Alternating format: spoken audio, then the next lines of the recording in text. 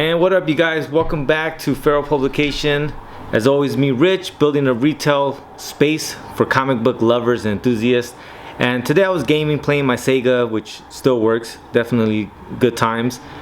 And I thought to myself, like, there's this big intersection between video games and just sci-fi, fantasy, just like all the weird stuff that we're into, right? That's why Scott Pilgrim versus the World really hit as a movie, as a comic book, as well as a video game. Like, that stuff was fun, and there was, I think that's a prime example of like all those intersections meeting just perfect.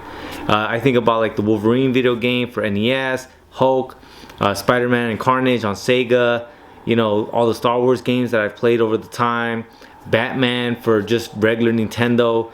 Like, there's so much of that we've accumulated over the years that it's always surprising to me where comic book retail spaces don't really lean into that, don't have that around.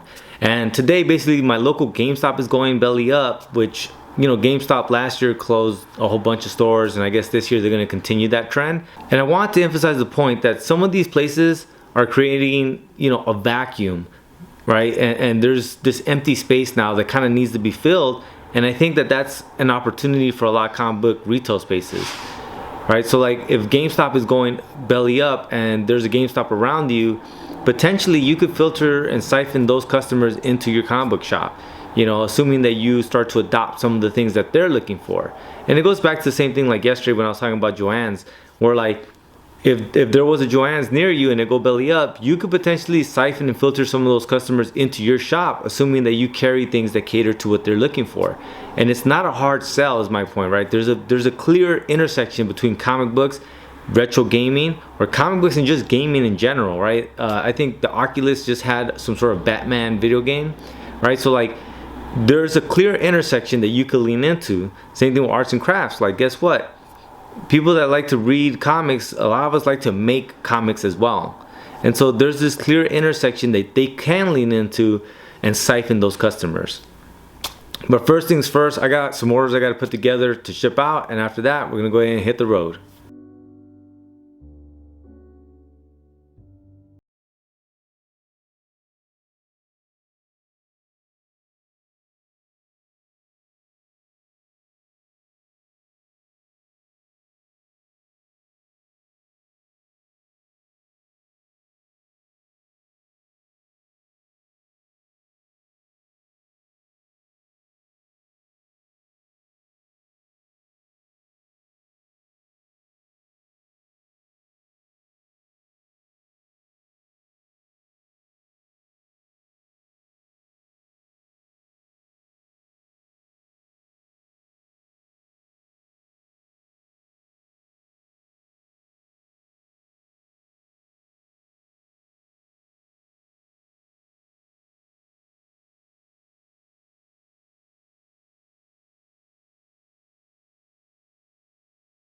There, you guys, is the Joann's that we visited yesterday, and I want you guys to peep this out. So that's Joann's,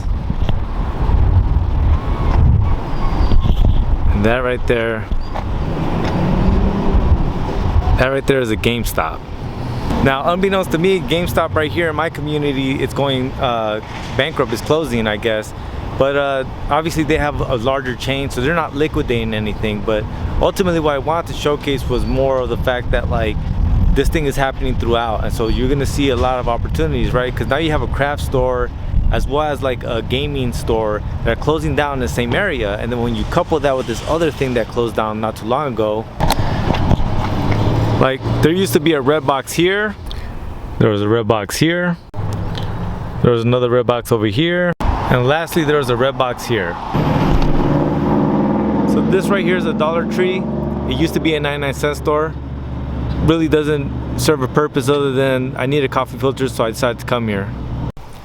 So love them or hate them, I'm not here to talk about that, right? But I'm here to talk about this space that's been created, because Redbox had over 24,000 kiosks that rented out these physical copies of DVDs and Blu-rays to people to watch at home. Now that's something that creates a want in the community. Those Redbox locations I was showing you is literally in my direct community, and they're not far from each other. That means that there was a demand for that in my local community. That's something that comic book shops should think about. The other aspect of it is GameStop, right? And their closures. So last year, GameStop closed 590 stores. This year, they plan to close more. My local GameStop is one of them. That's just these companies, GameStop, putting money on the table for smart comic book retail shops to pick it up. So I'm not here to tell you whether or not these models were great. I do think that GameStop has a charm to it that they just haven't utilized well. And I think that Redbox had a smart function that they just didn't know how to navigate properly. So they each had their own problems, definitely. And like I said, GameStop is not going belly up. That's why my local GameStop isn't liquidating everything. They're transferring it over to other GameStop locations that are working. But what I'm really focused on is more those demographics that used to frequent those locations, the money that was made off of them, and that now there's this vacuum that's created, and whoever's smart enough to put together the location that fills and serves all those needs can get. But alright, you guys, that's all I got for you guys today. As always, there'll be a link in the show notes to our big cartel shop where you can purchase the things we make. Beyond that, thank you so much for watching. Please like, share, and subscribe. Lights.